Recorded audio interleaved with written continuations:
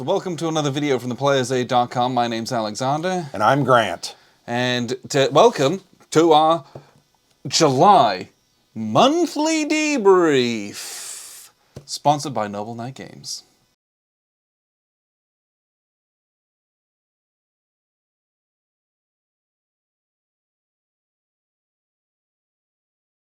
We're very grateful for Noble Knight having sponsored this. More from them later. So, July was a heck of a month of gaming for us. It was big. If you don't know, WBC. Which the World Board Gaming Championships. You'll be sick of in about 2 months. Yeah. So, we played a lot of games, generally, throughout the month anyway. But then it was kind of like the last 4 or 5 days of July, WBC, BPA's World Board Gaming Championships. We try to go every year, and it is just a wargaming fest. And we play a lot of games there as well. So the list of games we play this month will be quite long. Mm-hmm. But it was a blast, so just know that. Well, and you're going to have a debrief video that's already up on the channel. Yeah, you've watched the debrief. So we'll talk about a list once again, some of the games we played. Yeah. We could talk for another hour on WBC. I don't want to talk. Go and watch that. Frankly, it was awesome. I think that's all that needs to be said. Yes. Great time.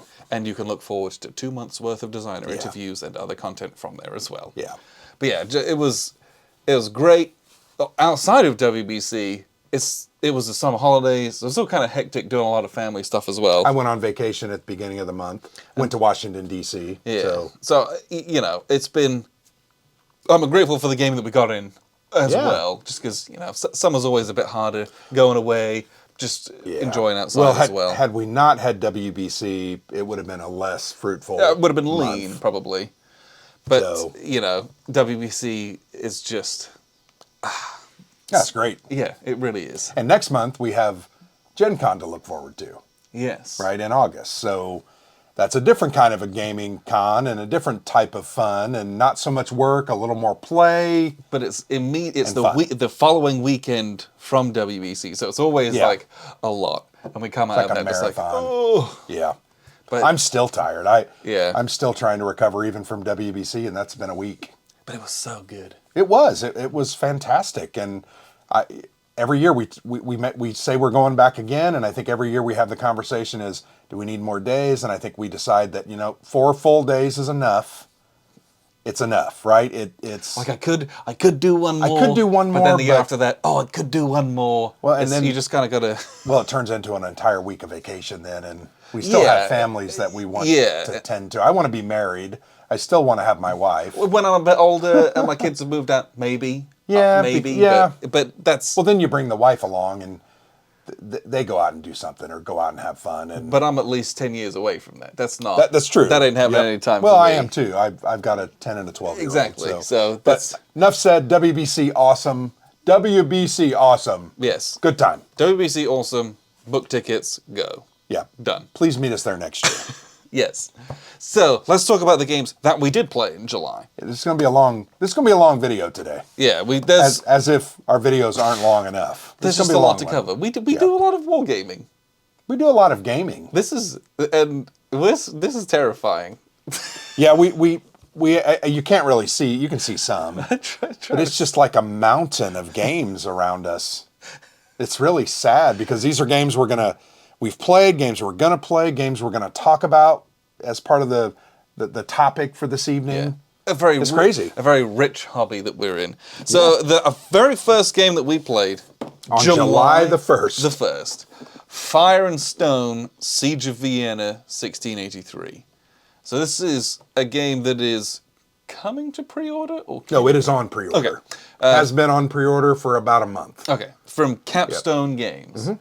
And Capstone, we'd played their Watergate, which is a 2-player game, very good game. Very fast-playing, very light, historically focused game about the Watergate controversy. And this is a little bit bigger. This is 60 to 90 minutes, but it's a 2-player, fast-playing game on the Siege of Vienna. One of you plays the Prussians, or the Habsburgs in this instance, and the other side plays the Ottomans, and you set up your little cannons and your defenses, and very neat game. We did a full video of that. This was very enjoyable. Very well designed. Robert Dulesky is the designer. If you don't know that name, his first game was Wars of Marcus Aurelius, which is a solitaire game on the Roman Empire from Hollandspiel. Fantastic game. His follow-up to that was called Stilicho, Last of the Romans, another Roman-themed game, also fantastic. Much more brutal and difficult than the first one. So he has some experience. He's done 2 games under his belt. He has worked on this. This thing is really, I think it's very tight. Yes. I think it's very competitive. Great production value. Great production value. And this was like a pre-production copy. Yes. But it's 60 minutes worth of assaulting. You know, you're sieging or you're defending the siege. Yep. Cool card play, cool units, interesting mechanics like mining, trying to dig and blow your enemy up. Very cool. Very well done. I enjoyed this a lot. It's on pre-order. Yes. Yeah, that was a great one. And Capstone, one thing I would say about, they are not traditionally a war game company. No. Watergate is their first historically based game. It was card driven, so no war at all. This one is more getting into that war game realm. It's got combat in it. You roll dice, shoot cannons, that kind of thing. And another one we have from them coming up that they've asked us to play and give a preview is Weimar. Yes. The Fight for Democracy by Matthias Kramer. So, fantastic 4-player game. Really looking forward to that. Yeah, I'm very excited to play that. So yeah, that was our first game of the month. Then we fish through what we got. Well, before we went to WBC, that's right. It was those ones. I'm going to move these over here because those come here in just a little bit. This is too much. But before we went to WBC, our friend Mike Heckman, we played a lot of games with Mike in July.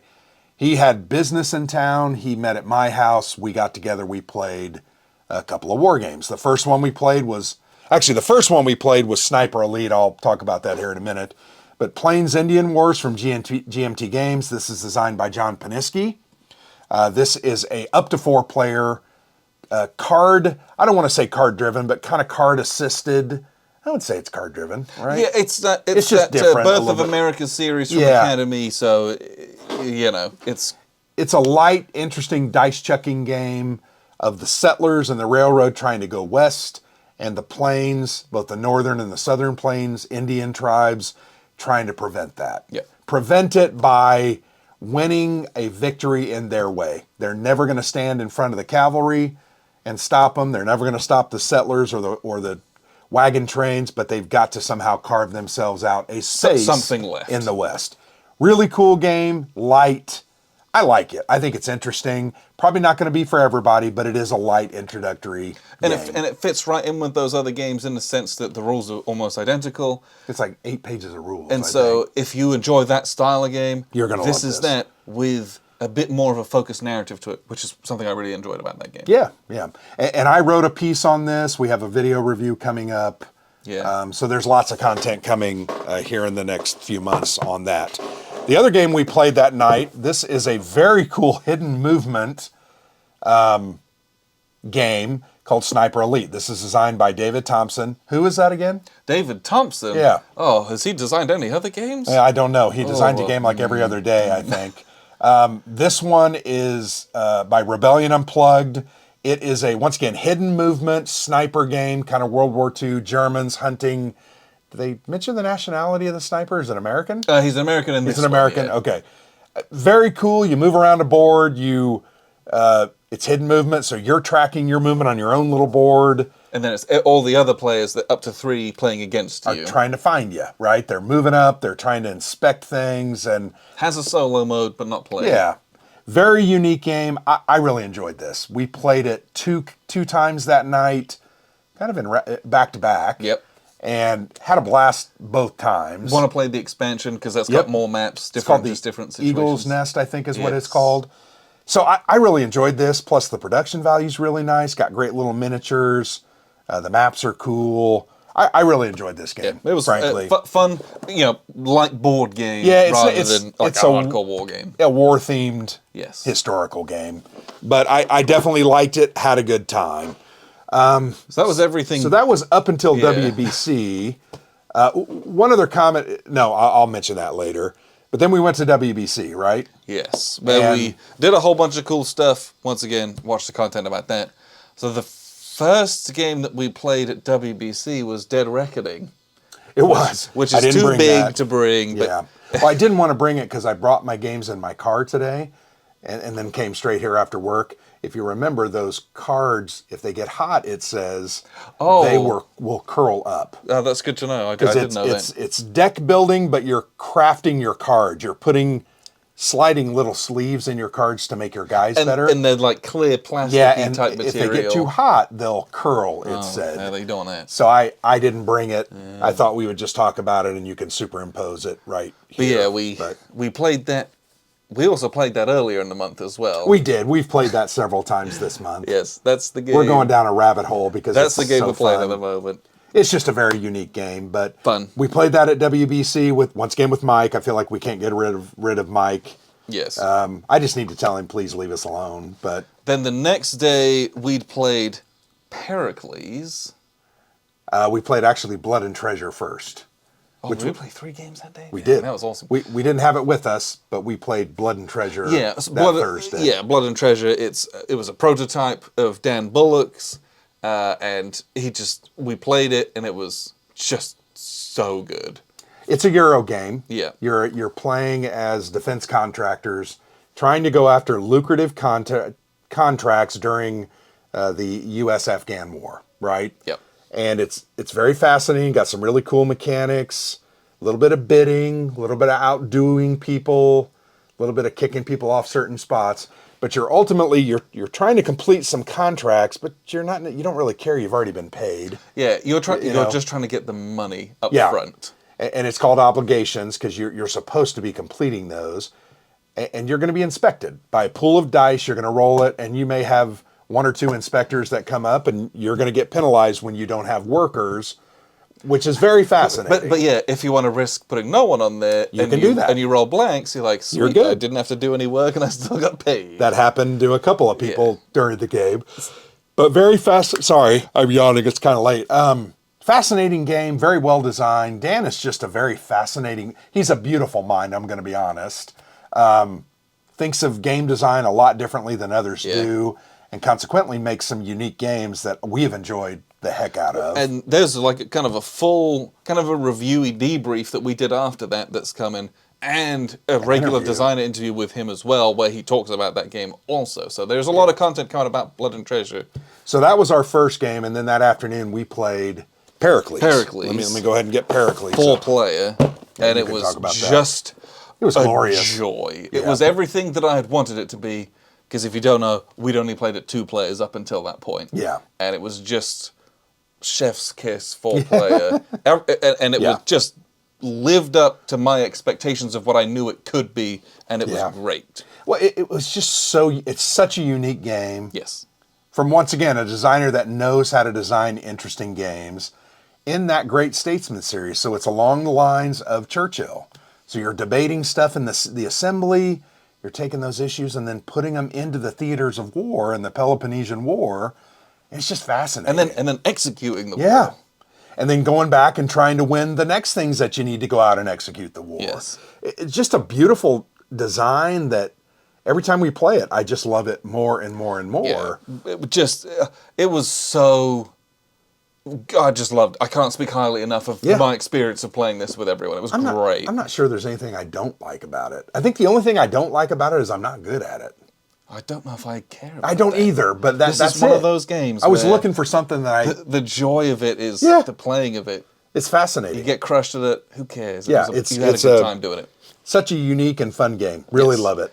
Pericles. And again, we kind of did like a follow-up. There's a full review of that on our channel already, but we've just recently shot kind of a follow-up of just some extra thoughts on top of that as well. So that's coming in the future too. Then that evening... We played Fire in the Lake. We played Fire in the Lake. Can you believe that we played Pericles and Fire in the Lake in the same frickin' day? Yeah, I mean... That's insane. That's why I was so tired that day. Yeah, it was a long day. But it was glorious. Played a full 4-player game of that. Britt, can't remember Britt's last name. I should know, because... Lives in the UK. Yeah. He's an American. I met him at UK Games Expo, said hi, said he liked the show. and inquired about WBC, and I said that I was going, and so it was like, cool, let's get together and play a coin game. We did, and it was this one. It was fantastic. And it was just a blast. Always love a max player coin game. This is one of my favorite ones that there is as well. And Fire in the Lake is just so good. I was the VC, you were the US. The winner was actually the Arvin. Yeah. And I made the comment, I've seen the Arvin win multiple times without actually ever accomplishing anything. But they accomplished what they want to accomplish. Well, they did. Which is hoard all the money and make sure they've got the control. The patronage, they've got the police out there. It's just a fascinating game. Britt played the NVA, which I thought he actually did fairly well. Oh, it did great. I think early on he needed to be a little more aggressive. But yeah, great game. He's blaming you for losing, Britt. I am, Britt. That's what he's doing. I'm trying to be nice about it, but no, I had a great time. Fantastic. I'll never turn down a game of this. No, I'll never. just love Fire in the Lake. Yeah.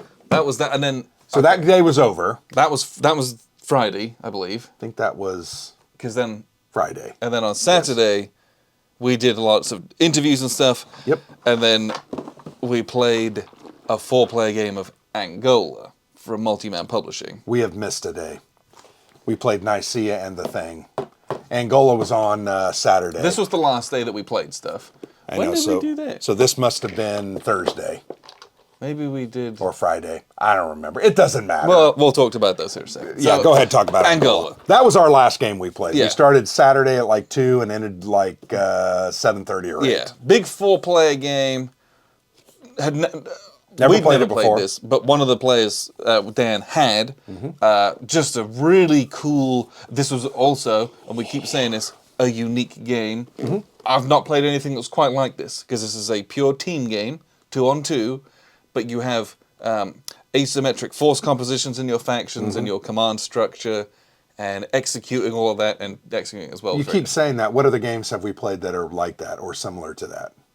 I know you don't want to say it. Almost none. The Coin series. Are not like that It's at not all. true team-based, It's but not, it is team-based. It's not team-based at all. There's asymmetry. The decks are different. You don't have a command deck in those games. I know you don't. You don't have joint victory conditions. You only absolutely do have joint victory You conditions. don't know. You do. You don't. More often than not, factions share at least one similar victory condition. I entirely disagree with that. Okay, liberty or death. So there's 2 coin games. Okay, that's a coin game. There's 2 out of the 10 or 11. That's not most. That's I say most? A faction. That's a small amount of them that do. But when people say, "Oh, it's like a coin game," I disagree. So in Fire in the Lake, NVA and VC have bases in common. Their own bases, but they have bases in common. But their victory conditions, one is opposition, one is control. Those are 2 totally different things. Those are different, but they have one that's similar. They don't. I'm just pointing that out. But yeah, they don't. I'm right. They don't win with the same amount of bases. The VC don't win with the NVA bases. They win with their own bases. Didn't I just say that? No, you didn't. Yes, I did say that. They have bases, their own bases. That's what I said. But that's not the same victory condition. Yeah. Okay. Go on. Continue. So you just want to fight on that for some reason. I'm not sure why. Because I'm right about it. No, you're not. I said there are similarities. They aren't the same system. There are similarities. Sure. Yeah, that's what I'm saying. Go ahead. Finish. But this game, really good. Oh, it's awesome. Highly recommend. Yeah. Awesome game. Yep. And Vuca will tell you this was the genesis for the coin series. Sure. Okay. I've read articles where Vuca said that. And that's totally fine. Okay. But the coin series is very different from that. I don't know about very different. I think it's different. Couldn't be more different. Yeah, it's different. If you've played coin series, you have to read this whole rule book to learn the whole new rules. It's a totally different game system. All right. Well, I think you're... All right. Whatever. Doesn't matter. I think we're actually arguing the same thing. You're just... They share almost no mechanics. Oh, okay. I'm not going to say anything else, but... So, we had played at a different game session on one of the days. Yeah, I think it was... It was Thursday. It was at least the day before that one. I think it was Thursday. So, we played Nicea first, which this is a 4 to 6 player... I'm going to call it a Euro game. Yeah, it's a Euro game. From Holland. Has nothing to do with war. No. But this is a game of a little tableau builder, little action economy market purchasing game. Yes. That's not a mechanic. It shares some things with Pax Premier in that way. It feels like that's the money economy is kind of closed, like Pax Premier, and very tight. The tableau is a little bit similar. Yeah. You kind of use actions on it, right? You've got the influence, you've got the... And it's like... different things. And it's just those. There's not like a map that you'll play on those. No. But you play as like archbishops or cardinals or whatever the rank is. And you're vying for influence over the doctrine of Christianity that will be decided. So the theme's great. And the card text is very... whimsical and cynical. Very fun. Very satirical. Yeah. It's a joy to play with. We had a lot of fun laughing out loud with some of those. So, and it's very cool. It actually is. I'm going to be honest. I really enjoyed this game. I didn't love it. There were some things I had problems with, but I also want to play it again because I think we messed up just some minor elements. which would very much help with the experience as well. This is going to require the right players, I think. Sure, but this is a style of game that's not for everyone, for sure. But I think you and I both like this style of game. Yes. I had a good time with this. I just think there were some things, if we'd done differently and done them better... and earlier on in the game. It would have been. But a very interesting and unique game. I know some people at the table did not like it. Yes. Not everyone. That is a 10 out of 10 themed game, by the way. The theme is fantastic. You just can't beat it. Yeah, the Nicean Council is just phenomenal. And then so we finished that, and then we harangued more players, and we played an 8-player game of The Thing, Infection at Outpost 31. That was a long game, and it was fun. Yes. It was very cool. And it was long because it was just lots of yelling and screaming. Lots of accusations. Gameplay wasn't that long, but it's... The game really is fairly simple, but you have to start, if you're the Thing, you have to start throwing shade on other people. Yep. Or blaming them for things happening, or questioning, why are you doing that? Or it's just a blast. Yeah. These kinds of games, and this one kind of in particular because it isn't quite as long as some of the other ones, like Battlestar Galactica is too long. It's very long. I love it, but it says 60 minutes. But it's more like you're going to play double that with the yelling and screaming. 60 to 90 minutes. I think that's fair. But it's just getting a bunch of people around a table, having a good time. Everyone's quoting the movie. Yeah. Everyone's, who's the secret alien? And it's just great. And the other good part about it is, with 8 players, there was one person that was the Thing at the beginning, right? By the end of like the 3rd or 4th turn, you finally hit the first assimilation, where people can get infected, and you hand out some cards, and somebody's going to, at least one person's going to get infected. In the first round, so after the initial, the first kind of assimilation, at least one extra person will be. So you're going to have 2, and then it can be at least one more, basically. So you can have at least 3 out of 8 people. So that's 40%. Well, and when it comes to the end game, you have to get 5 people on the chopper, which is all the humans. So you got to choose wisely. Absolutely. And it's interesting because the things can do there's a couple different strategies. The things go all out and try to, who cares if they know I'm going to sabotage every time. Yeah. But that's dangerous too, because then they won't take you on missions. Or they'll get a flamethrower and they'll just blow you out of the game. Torch you. So you got to be careful, but your next strategy is just play it cool. Play it straight up, get voted on the chopper, you win. Yes. And that's it's actually terrifying. Well, and it's... to be honest, a little bit. As such, knowing that, as the humans, you have to do your utmost to try and flush the aliens out. To try and figure it out and to smoke them out. So to get people to do things that might be risky, that pay off. So sometimes you invite someone on a mission that you suspect, waiting for them to do something that's fishy. Yes. And you might invite 2 more people that are, they're, and the only reason is your gut. It's deduction, right? It's social deduction. How good of a liar are they? And you can be fooled. The guy that was to the left of me, I didn't think was an alien.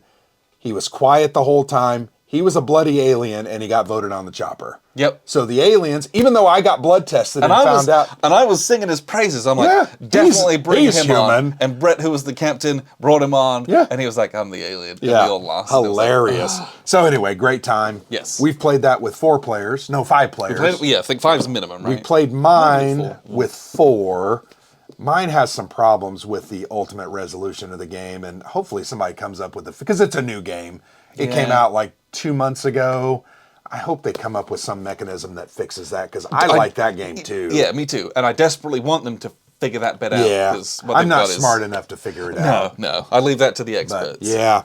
So I think that covers... Doesn't that cover everything? Yeah, I think that's everything that we played in July. Okay. Which was a lot of games. It was a lot. I think we really went all out and had I had a really good time. So let's have a quick chat about what we're going to play in August. Well, I think we're going to be optimistic again. I think we're always optimistic. Yes.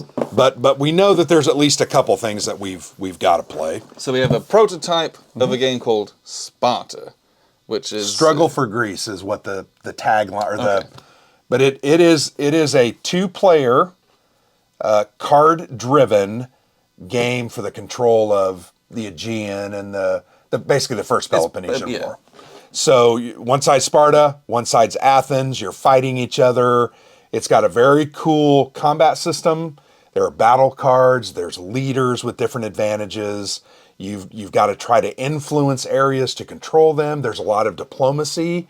And that sounds silly, diplomacy with only 2 players, but it's kind of akin to the concept of the Twilight Struggle, where you're like, oh, I'm going to put an influence here. And then you're like, I'm going to put an influence there. And there's a lot of getting that. all the allies and leagues together, that kind of stuff. There's custom dice. There's really, really cool miniatures. This is a really cool looking game from Plague Island Games. And it's coming to Kickstarter on September the 12th. Okay. So I've got an interview coming up on this one in a few weeks. We're going to play this prototype copy, do a preview video for them. Look for that one. But this is one we're going to play this month. These are... Where's the other one It's all those Why don't ones, you talk right? about this so one? So now we've got Fire on the Mountain. Not Fire in the Lake. No, but this is Battle of South Mountain. This is a new American Civil War game from Legion War Games, kind of just hot off the presses. Great looking map, 2-player game, but it's a low counter density. I read the rules over kind of Yeah. this week. I just looked at some of the rules. I'm like, yeah, it looks kind of fun, unique. The counters are very cool because they're long. Yeah, they're long rectangles. It's your unit frontage shapes. I like those. And I don't know, it looks unique. Who's the designer? I didn't look at who the designer was. it is John Paniski. John Paniski. We like John Paniski games. So want to try and tackle this one. Yep. Legion always does something. Yeah, what's the gameplay Interesting time on it? They say 4 to 6 hours. Okay. And I'm sure there's scenarios in here, yeah. things like that. So looking forward to that one. We need to probably clip that, don't we? nope, already clipped it. Oh, well, we're ready to go then. Boom. Yep, already did. So that's definitely, we're going to play that this month. one's definitely on the docket. That's a 2022 release. So another one that I got this about 6 weeks ago. This is from Vuca Simulations. Donner Schlag, Escape from Stalingrad. This is a more light war game, but it is hex and counter. Uses some cards, not card driven. Fairly low complexity. This is not a game that's going to blow you out of the water, but it is a very unique game. It's the pocket. I'm trying to think what the name of it is. The Sixth Army stuck in Stalingrad.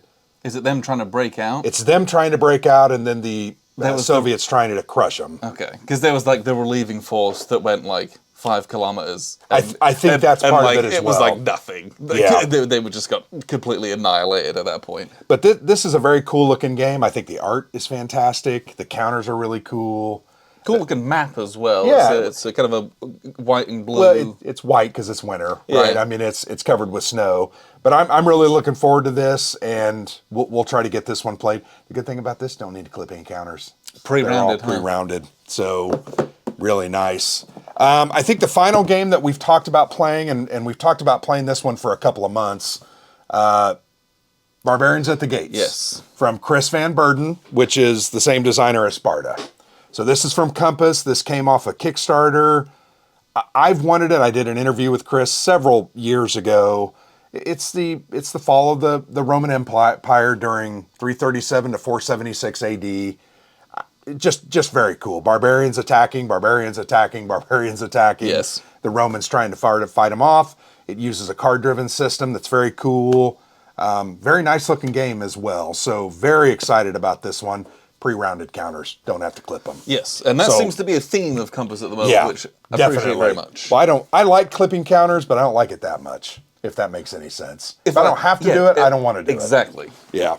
A couple games that I've got that I'm going to play this month. Some solitaire games. Got these little folio ones from the Raider series from Decision Games. We have Lawrence of Arabia and then Heroes of the Telemark. Didn't you buy those at WBC? Did buy those at WBC, so $15 a piece, right? yeah, want to give those a little go. And then a couple other ones that I've got kicking around that we also picked up at WBC. Mrs. Thatcher's War, which is from White Dog Games. That's a Ben Madison design. And then this one, not a war game, but heading forward, this is a card game. Looks interesting. Recovering from a traumatic brain injury. And it sounds fascinating. And what does the game on that look like? Yeah, so, I have no idea.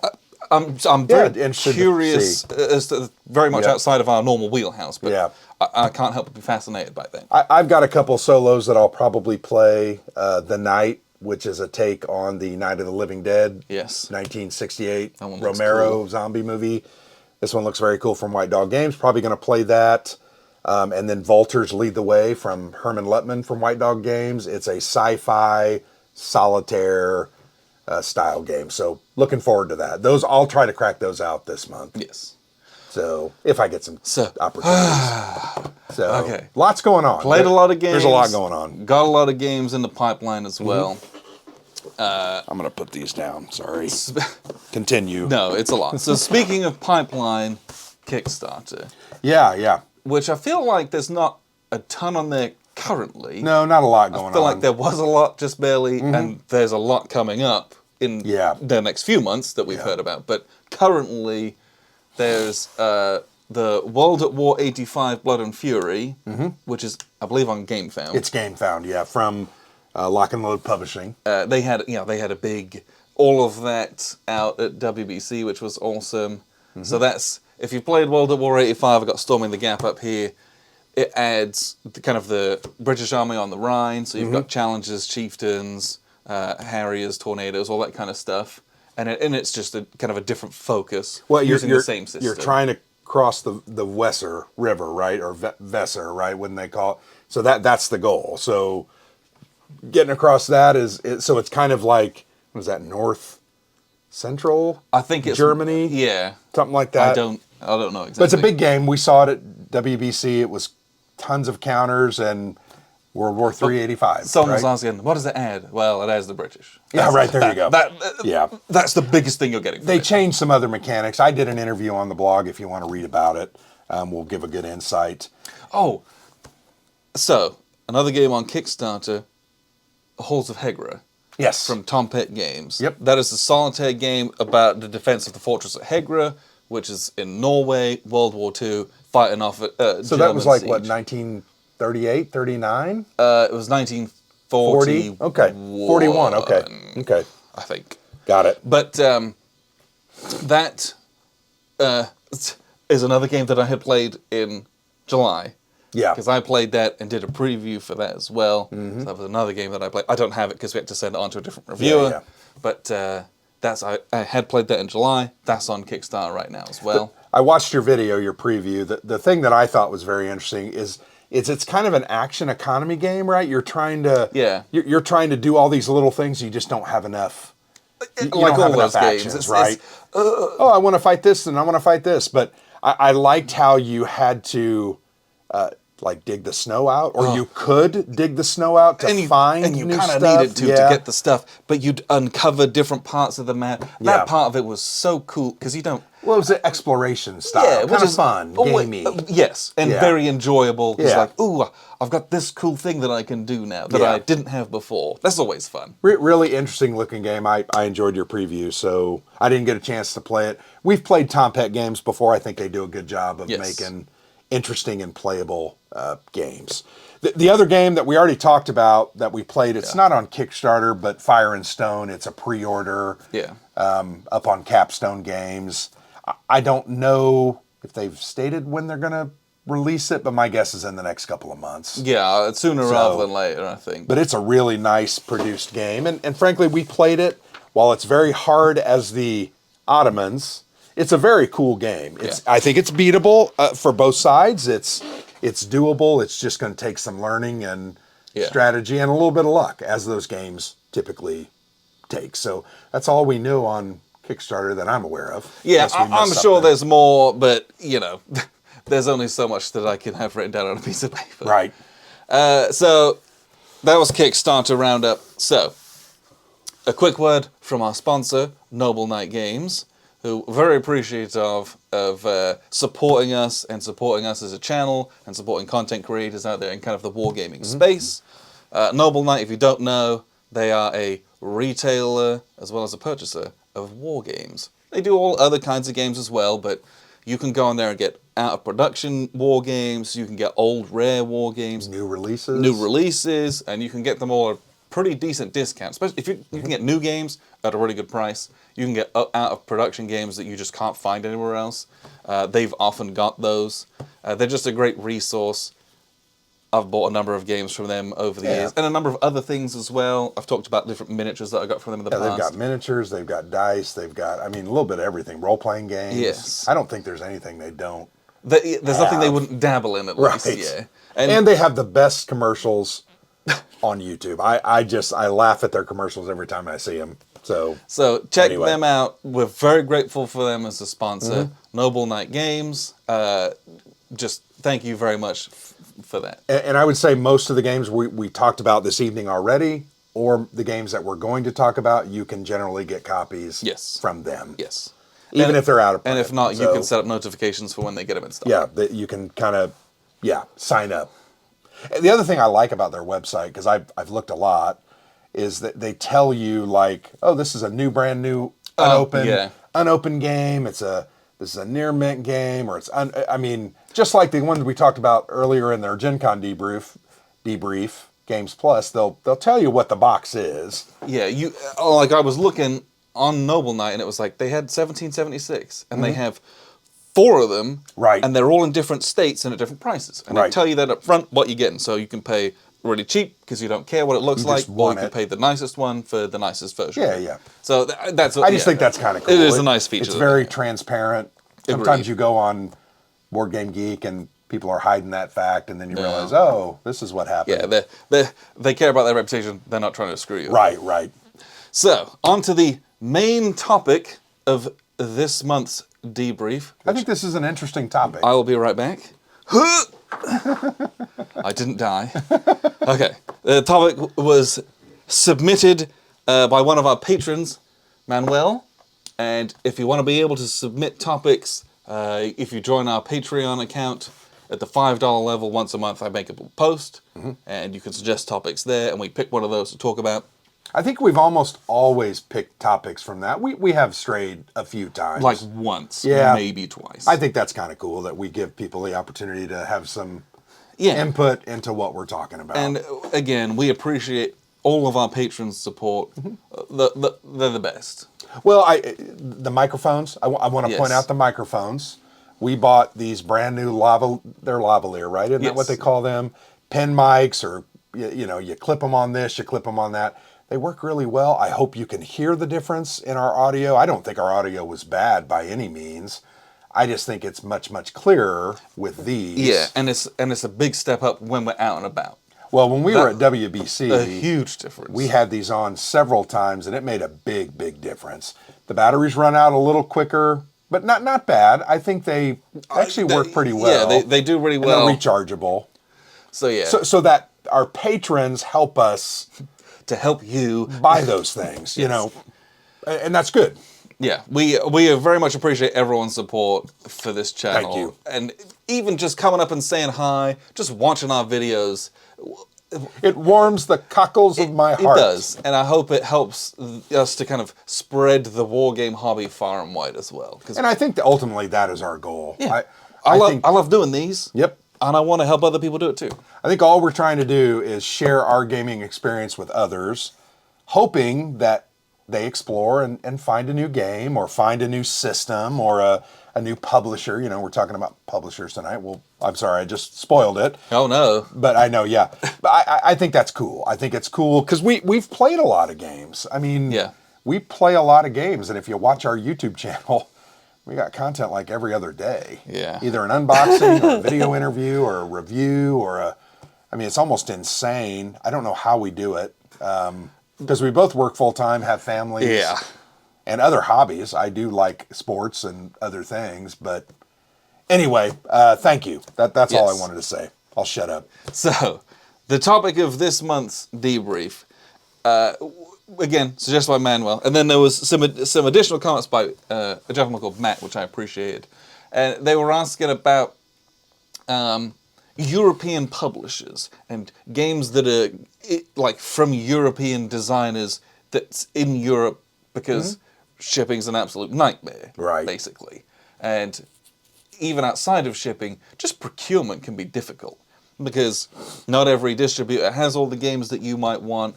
And here in the US, we've got some massive wargame publishers, right? Yeah, GMT, Compass, MMP, those are kind of the three. Those are like the big the ones. biggest. But there's a ton of other small ones. Yeah, and yeah. Getting a hold of all that stuff can be very challenging in Europe. Yeah. And I think, we wanted to get some opinions for European publishers and games. Well, and I think about 20 to 25% of our viewers are European viewers, Yes. right? And I think the converse of that is I hope that this opens up some of these European games and European publishers to the US audience as well. Yeah. Because I think the cross-pollination can only be a positive thing. Oh, agreed. So, well, I will say this. One of the publishers we're going to highlight tonight, we've already highlighted one of their games, Schlag. yes. They are working with Quarter Deck International. If you don't know Quarter Deck International, that's Jack Green's company. They kind of import difficult to find war games from these smaller publishers across the seas, and they sell them on their. So they're selling Vuca Simulations games on their website. So I think that's also cool, trying to get them over to the United States more affordably. Yeah. I think everybody would say, oh, they have the advantage, and they're right. We have good publishers here, but some of these, the foreign, I would say, they're fantastic. There's a lot of great stuff so going on. good. So let's start with Vuca Simulations. Because we talked about Schlag, which we have a number of their other games as well. Well, the other day, I got Chase for the Bismarck. Yes. And what was the other one I got? Oh, 1914 Knock Paris. Paris, yeah. Fantastic. World War I. It looks so good. And then this is Operation Theseus, which is a 1942 North Africa game. Yeah, Gazala. And so this box is extremely heavy. This is a big mounted map in it. It's got a bunch of grade core pre-rounded counters in it, and those are linen finished as well. Pre-rounded. Yes. Keep that. You don't have to clip these. They're beautiful. The counters are fantastic. Yes. So Vuca Simulations, their games, generally speaking, are big hex and counter war games. I would say their specialty is hardcore like hex and counter war games. They don't mess around. No. Although I would say that Hunt for the Bismarck, it's not necessarily a hex and counter. You use some counters, hidden movement, there's some other mechanics, so it's different. Okay. So they're starting to branch out. I think they have a whole new line of games coming. Very interesting company. Because this is the Operation Theseus. I know this is in the same system as Crossing the Line, Aachen 1940. Yes, that was their 1944. I think that was their first game. Yes, and this is in that series. I think it's the same system. But they've that Donnerschlag, when that arrived, different system. Yep. I think that's a CDG. I could be wrong. Yeah, it is more of a. It has a deck of cards. It's probably more like a CDG, but it has hex. I mean, it's hex and counter too. Yeah, so but it's unique. They're a company out of Germany that are really trying to do some kind of big, beefy hex and counter war games. Well worth a look in. Yeah, frankly. And I think they're going to start becoming more of I'll just say it, more of a household name. I hope so. I think once their games get into the market, they get a couple plays. I think once we get a couple videos up to help people, I think they're gonna sell some more copies because they're really nice games. Very. You don't see, once again, a fairly new publisher this quality of game, and it sells for €79. Yeah. Right. What's that in dollars again? $79 at the moment. Yeah, basically. For $79, you could do a whole heck of a lot worse. I agree with that. You really could. So anyway, they've got 4 or 5 games, and I just think they're a very neat publisher. And more coming. Like more coming, I was surprised. absolutely. They've released at least 4 this year, and They I was did. like, oh, that was And a they've big got deal. probably 1 or 2 more coming by the end of the year. Yeah. So that's Vuca Simulations. Yes, the German company. German company.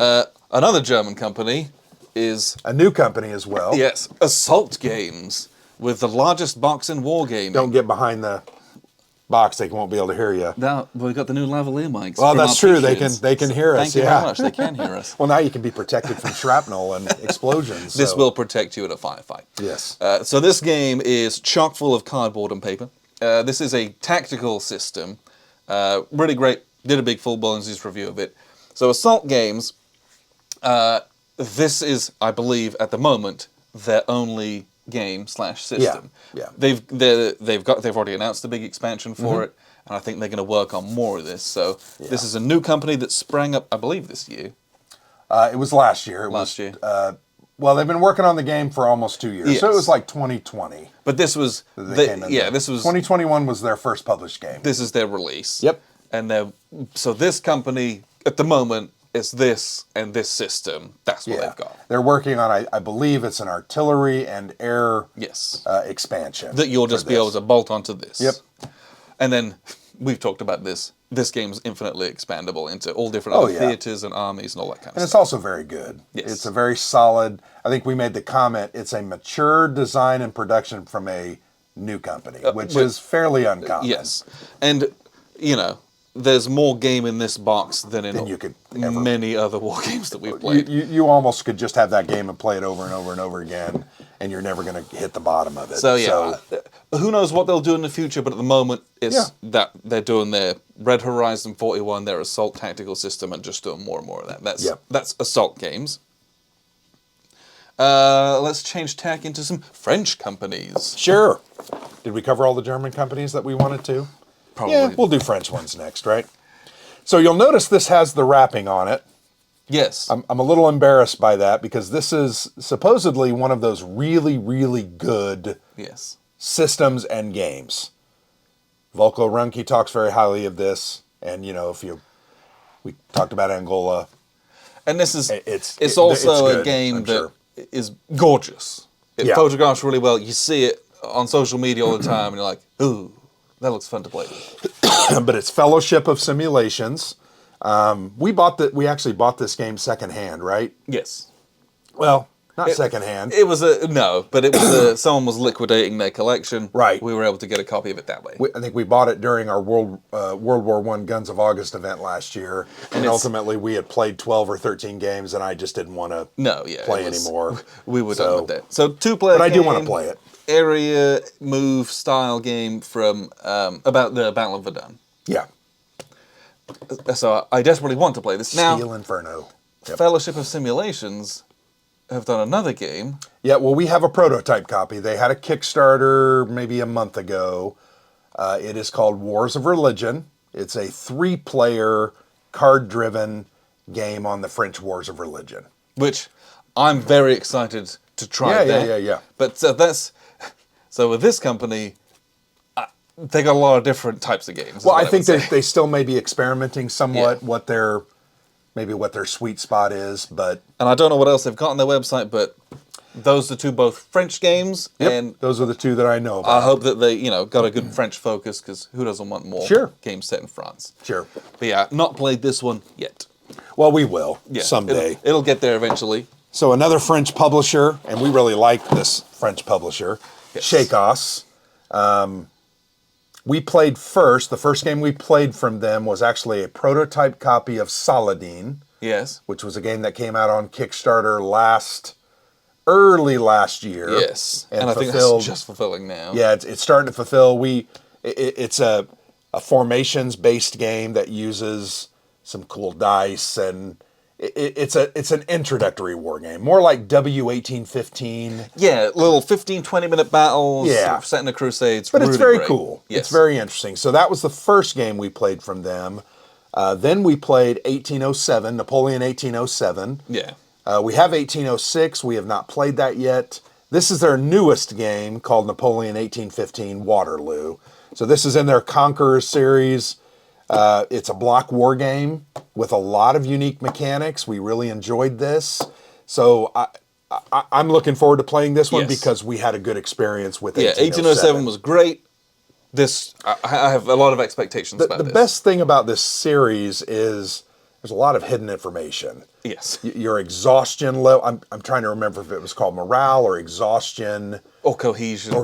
One of those things. But you track how effective your forces are, and the other player doesn't know where they are. And you have some cards that sometimes might rejuvenate them a little bit. So it has some gamey elements and some hidden information. It's just really unique and fun. And it was a fun, enjoyable game. And very well produced. It was a great game. It was very playable. Yeah. And, some games get stuck Little trying to be a bogged down. simulation. This is a little more does playable. not do that. Well, it's almost like Sandbox. You can kind of do whatever you want. You got to protect certain victory point hexes, but very cool. And I would say that Shakeos, that's one of their ethos. They play very playable games. Because they did Border States as well, right? Border States was an abstract ACW game. Very cool. Yeah, like all of their...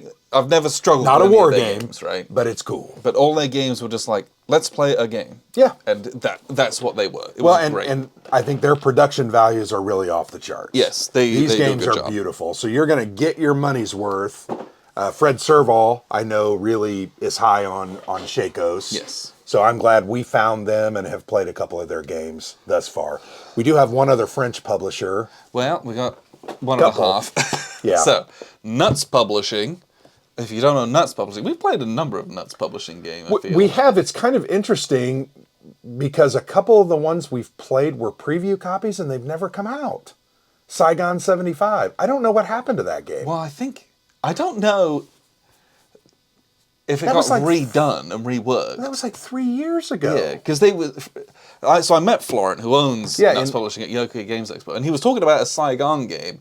And I don't know if that one ever morphed into that. Maybe they changed it. I know it funded.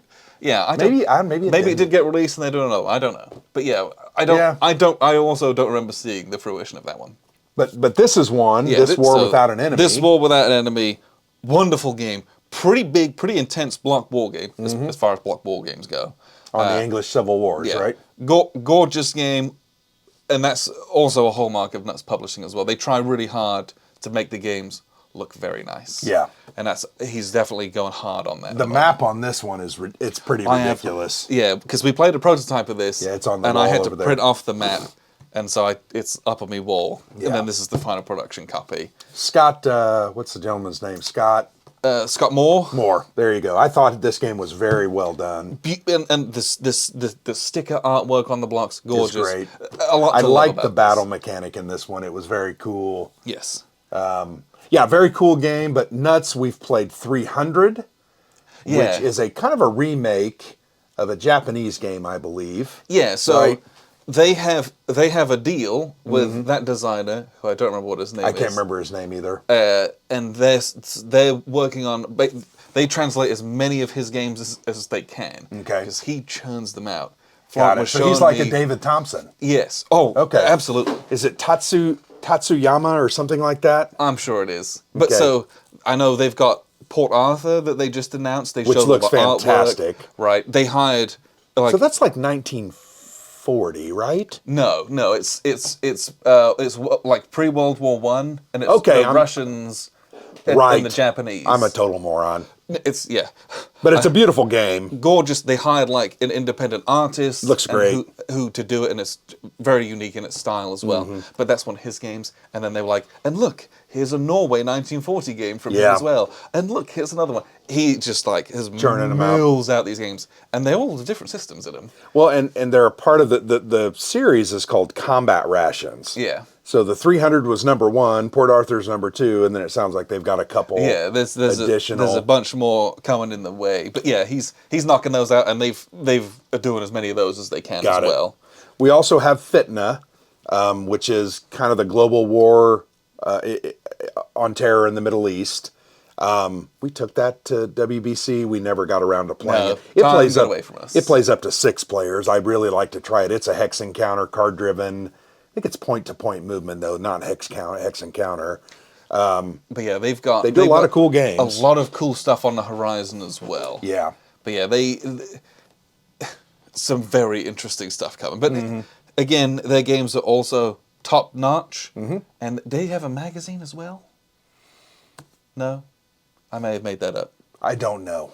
I think I may have made that I up. don't know. But yeah, Nuts Publishing, check. They also, because they do a lot of, I think it's called localization, where they translate a lot of games into French from outside. You're right. And it's they're also trying to export French games into English as well. So they do a lot of that stuff too. And Florent is a really nice guy. Oh yeah, he's always been very nice to us. And yeah, he's great. The other French publisher, so to speak, that we want to talk about briefly is Kamchatka Publishing. Look up Battles Magazine. This is a war game magazine. Frankly, it's a war game journal. Yeah. Like this is 130 pages. But it has a game in it. Yeah, they all come with a game. Yep. Usually there's one of these a year. It's a quarterly, but there's only one a year. They just have changed the definition of quarterly. Yeah. It even says on the front, it says, purposes. the most delayed magazine since Gutenberg. So this one had Night Drop 2 And that in was it. last year, I think, wasn't it? This one's much older than that. Okay. This is 3 or 4 years old. Okay. I've got some of the other ones, though, Right. from more recent years. They had Storm Over Madrid, which looks cool. But the magazine itself is really good. Again, these are out of France. But they have a lot of contributors. They review a lot of different games and a very wide variety because the publisher's not tied to a specific game publisher. Yeah. Something like C3I, very heavily tied to GMT. Yeah. But this isn't that, so you get just a very eclectic range of games that are covered in this. Yeah. So that's also out of France. I love this magazine. Yeah, I think I have this one, and I read almost all the articles in it. There's so much Yeah, in it. and it was really, and I love the art. I love the look and feel. The graphic design of it is very cool. And it's a little bit smaller Yeah. than your regular magazine size, so it's a little bit easier to kind of tuck away and take with you. I really like that magazine. That's out of France as well. Yeah, that Storm Over Madrid game is a Spanish Civil War game, if I remember correctly. Yes, it is. Yeah, Looks very cool. I want to play that as well. Yeah. Okay, so let's talk about A couple of more. couple of English companies. Yeah. I'm sure there's probably a ton more that we're like gonna miss. Yeah. There's just too many to like remember everyone. we could go on, but we've got to cut it off somewhere. So Osprey Games, not necessarily a pure war game manufacturer, publisher, But they make good games. yeah, they run the Undaunted series, which very good introductory level war game, deck building, little tactical map that you do. This is the reinforcements box. There's all sorts, and they've got the Stalingrad. The cool thing about this, well. if you didn't know, they had the Normandy, then the North Africa, and then the reinforcements expansion had a bigger box where you could just put everything in here. Everything fits in, and it had extras and a solo for both mode. of those games. Yeah, it was so great. very cool. So that's We saw Stalingrad yeah. recently at Gen Con. big bombastic. I mean, it's bigger box than this, right? Oh, it's double the size of that. It's at least twice the size, if not a little bit more. They also did a couple other little kind of abstract historical games that we played. Yeah. But, you know. What was that Viking one called? Odin's Raven? Nah, yeah, they did Oven's Raiders. That's not the game I'm thinking of, What's though. the Vikings one? The one that had the little standees. Remember that? Was that them? That's PSC. That's getting them PSC. Okay. confused. But they did Agamemnon. Odin's Ravens. They did Agamemnon, which is a fantastic abstract Very, very cool little abstract game. game, yeah. But yeah, they do some war games. It's a company that's based out of the UK. What was that roll and move one? Escape from Colditz. Remember that game? Yes. That's Osprey. That was the first one of those. It was very cool. I enjoyed that. And that was a remake of a game from like the 50s, yeah. 60s. They upgraded it, but it was, I mean, it was what it was, right? It's a roll and move game. And with some cool extremely card play. difficult. Oh my gosh, yeah. It's like, oh, we all just died. Well, you can get shot from so far away. Yeah. Very, very fun game, though. We enjoyed that one. Yes. Another English company And we played a lot of games from PSC. is PSC Games. Yep. Now, PSC stands for Plastic Soldier Company. PSC do little 50mm, 28mm, and some 10mm miniatures. I have a bunch of those. That's not what we're talking about. PSC Games is their board game division. Yeah. So this is Red Alert Space Fleet Warfare. This is Commands and Colors in Space. And it's very, very good. Yeah. It's just fun, right? Well, it's very unique because it is sci-fi based, right? When every other Command and Colors game is historically based. Yep. So that right away sets it off as very different. And the miniatures are ships. It's plastic miniatures on flight stands, I don't and you have know. a trillion of them out, Yeah, and you it's- play on it's this just fun. huge star field, and you make laser noises when you play, and it's great. And just like every Command and Colors game, they somehow twist the rules for that entry, right? Yep. There were some very cool mechanics about, I'm trying to remember what it was called, but like coordination and just very cool how it all worked together. Yeah. Very great little game. And it all makes great sense when you play this one. Love this game. This is You great. painted all these minis too, right? Yes, I did. Yeah, they weren't painted when we played with them. Yeah, they were But just you've green and red since- plastic. I've since painted them so I They could look- use I them. remember they look great. Yes. We need to play that again sometime But, just you for know, fun. these guys do kind of a big, massive box like this. Mm-hmm. They did Great War Commander, which was World War One Commands and Colors. It's Not just called Great the Great War. War. Just called The the Great Great War. War, yeah. Great War Commander is a different game. It's basically Okay. Commands and Colors World War One. Yes. But it's called the Great War. Yes. And they did a couple expansions. We did the tanks and the... The French. I mean, it's just and very the French cool. tanks. Yeah, very cool. And then they've also got the smaller games like Blitzkrieg and Caesar. Those are a little bit more abstract games, but cute. Didn't we little, bring Caesar over? It's kicking around somewhere, but Okay. who knows? But those are very enjoyable, fast-playing, historically themed games. So as well. they have a nice range of different kind of games. But I think their focus is cool minis where possible. Yeah. And then just quick, playable, good games. They have their Britannia game that I've often wanted to try. Yes. It's more of a civ building game with some cool minis. Speaking of Civ builders, they're doing Rome Total War. Yeah, there you go. That's coming out. Again, and that'll. The theory is that will have rules to incorporate a line of ancient miniatures, which they may or may not do in the future. Okay. I've made that last bit up, but I really hope that they do. they said there'd be miniatures rules Got to it. do the battles, Oh, okay. but the implication surely would be is that you're a miniatures company, you make your own miniatures, right? Sure, yeah. So I really hope Okay. they do. That'd be Well, great. that'd be fun. Because Total War Rome is one I've been looking forward to. and that game looks great. Well, it's just huge. Yeah, that's Huge game. so. But yeah, they do very good production value. Yeah. Often have figurines in their games as well. Yeah. So I think we're onto some little different bits and pieces here. So, Phalanx, Polish company, And frankly, a really Anglo good... Polish company. Yeah, right. A really good company. They really do good games. Yes. I think they've grown and matured. I think now their games just are really fantastic. Successors, 4th edition, Brilliant. Fire in the Sky, They did Brett Walda Which is recently, great, and Kickstarter, Purple Haze. Game Found. Purple Haze, fantastic. lots of good stuff. But I mean, they, 1941, Race to Moscow. yeah, their production values. They tried to go really hard on Their their games are nice. Very nice components, but a really large variety of different types of games. Yep. But Like this is Hex Encounter, very Yes. deep Hex Encounter, very big operational game. yeah, oh yeah. And then they've got, some smaller games, quicker playing games. U-Boat is one of the, Yeah, U-boats is big, which massive. we've never figured out. We're such morons. I'm too dumb for that game.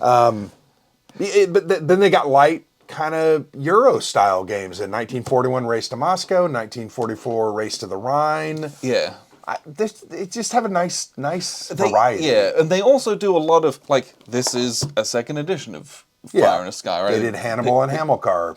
Even Success reprint is with- 4th yep. edition. So they've got their own line of games that they're doing, Mm-hmm. but they also pick up some of these kind of older gems that are OOP. Bring 'em and out. this was like $45 pre-order. Yeah. Isn't this the designer that does those? I don't know. Okay.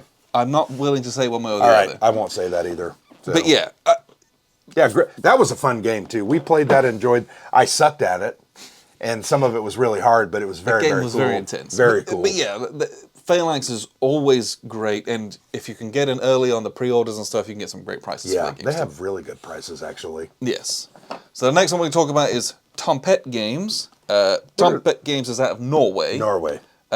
So this is Donning the Purple. Very cool This game. is a 3-player game about trying to be the ruler of Rome whilst fending off Assassination and Yeah, poisoning attempts. and all sorts of natural disasters. It's got some and economic barbarians stuff and but it's very cool game. A quick light game as Yep. well. Because some of those games, it's like, this actually takes quite a long time. Yeah, for all that's that like stuff. But like this 45-minute game, plays very hour quickly. game. Hey, I was in charge for 2 turns. Oh, I got stabbed in the back. Yeah, right. Like, the pace of the game is great. Yeah. They also did Halls of Hegra, which we just did the preview of.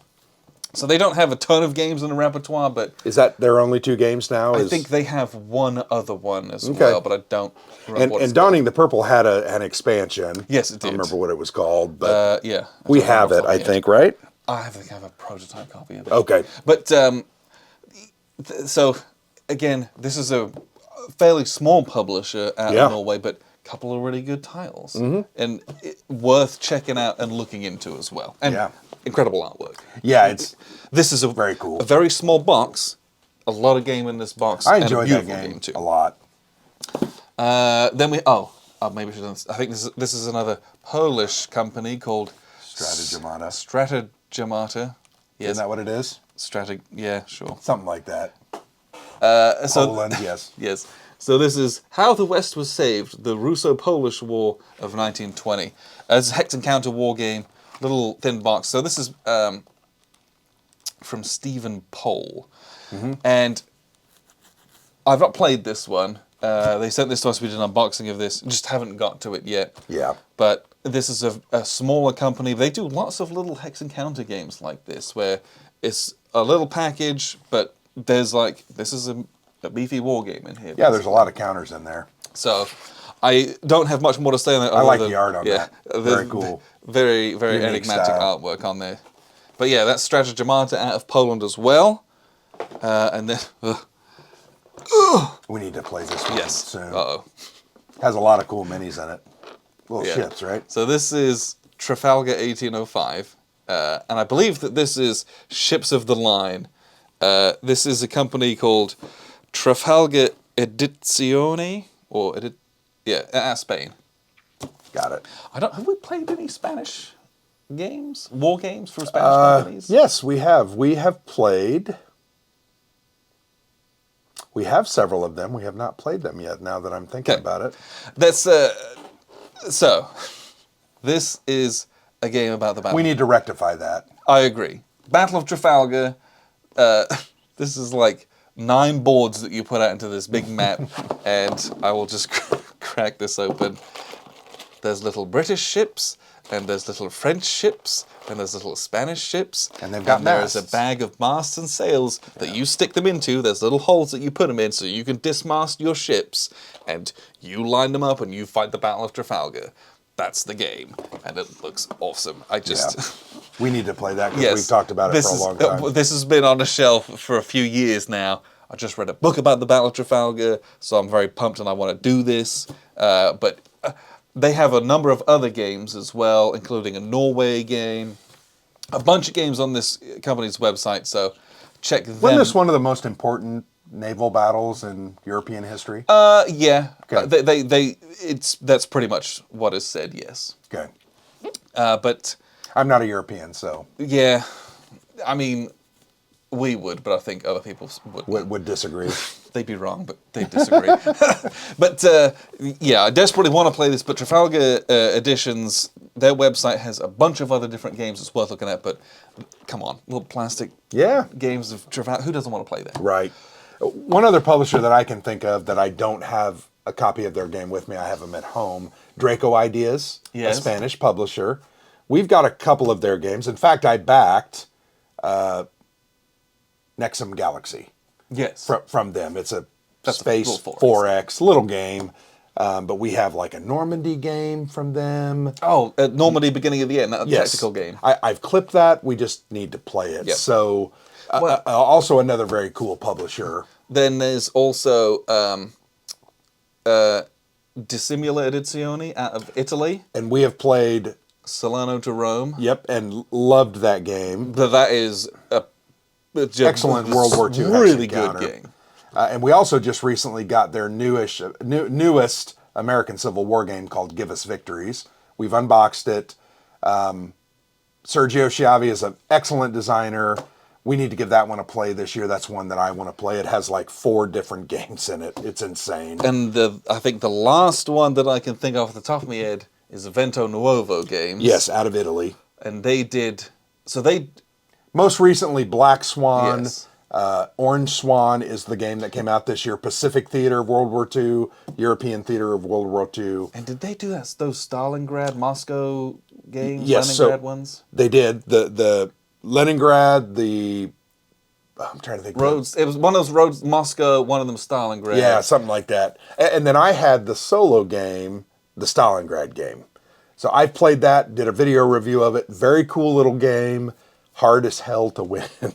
But that's okay. That's what you want. It's cool. But that Orange Swan and Black Swan, those are games that they're big, strategic, block war games, right? Yes. Very cool with a lot of those very are cool very heavy. mechanics. You get a lot in those.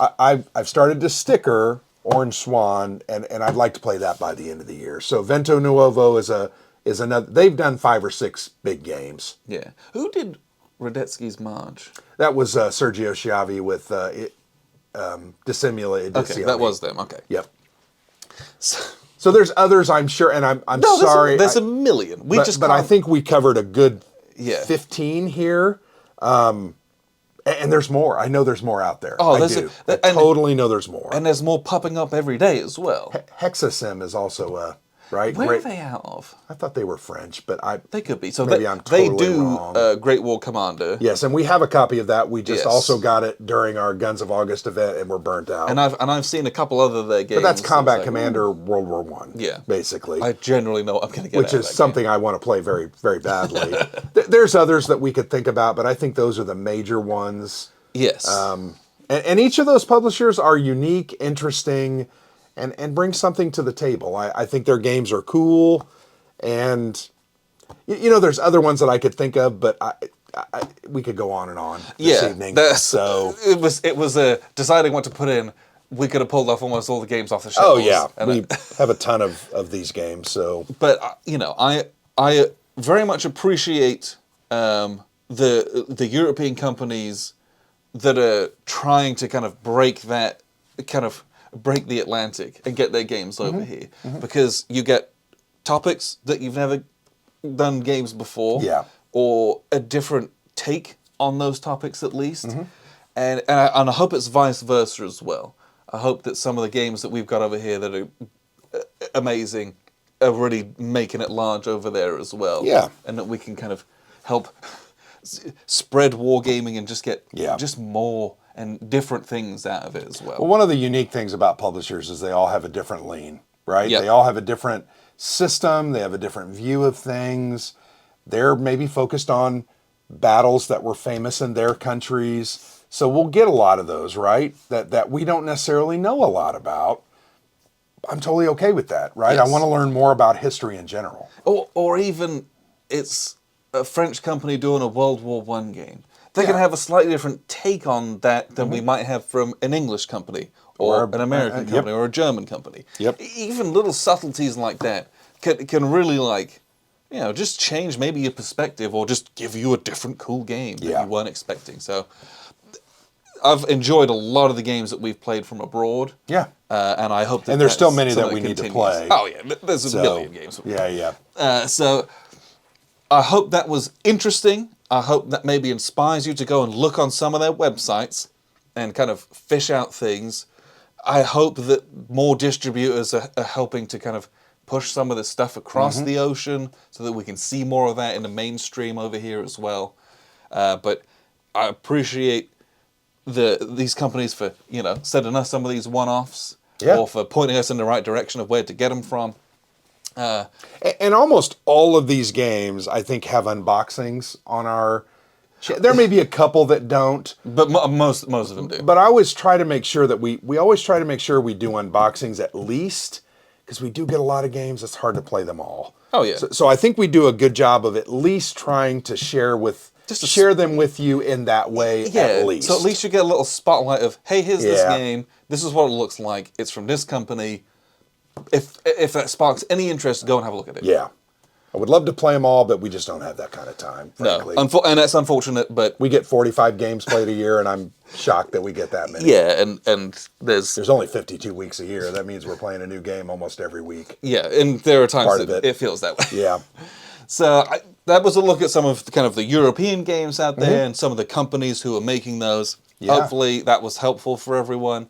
I had a blast kind of talking about those and looking at some old friends again. Yeah. That was fun. I almost wish we would have, because I have some at home that I'm now regretting not having brought and mentioned, because they need some spotlight.